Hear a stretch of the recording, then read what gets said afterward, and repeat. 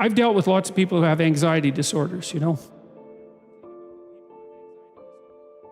And one thing about people who have anxiety disorders is they are not mysterious to me.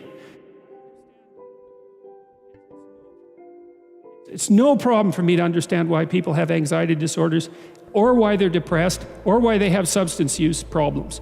The mystery to me is always why people don't have all of those things at once, because everybody has a reason to be anxious. In fact, we have the ultimate reason to be anxious because we know that we're vulnerable and we know that we're going to die.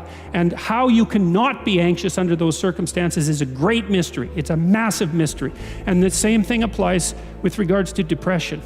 And then the same thing applies to some degree with regards to drug and alcohol abuse. As I said last week, there's plenty of reasons to drown your consciousness in alcohol, that's for sure. We could refer to the aforementioned anxiety and depression, not least. And the sorts of drugs that people are prone to take are chemicals that take the affective edge off the tragedy of life. So back to the issue of fear. Abraham is self-conscious, that's what this commentary says, but the thing is he moves forward despite that. He's self-conscious and he knows the danger, but he moves forward despite that. And that's actually the appropriate response in the face of actual non-naive understanding of what constitutes life. Like if you're naive and you move forward, it's like, well, what the hell do you know? There's no courage in naivety because you don't know what there is to stop you. You don't know what dangers you might apprehend.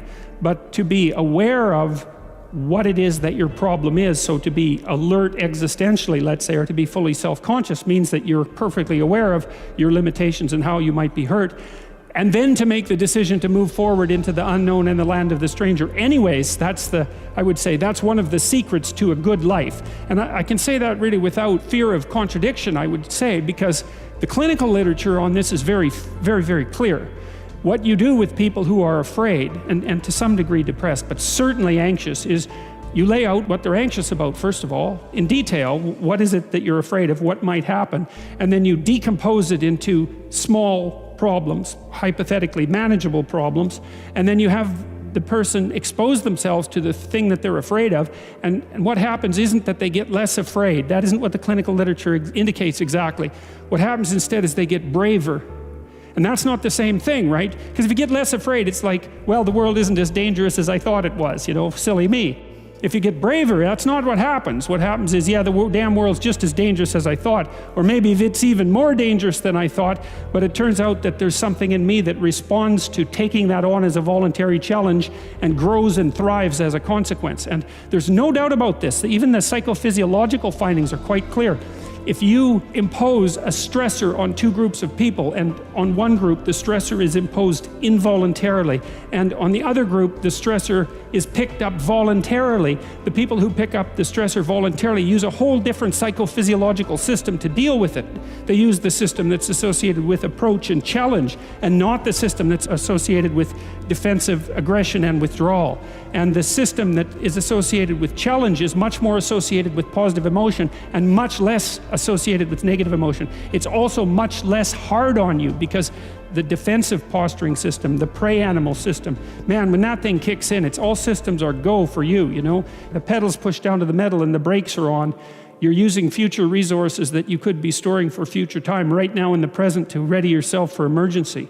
So there's nothing simple or trivial at all about the idea of being called to move forthrightly forward into the strange and the unknown.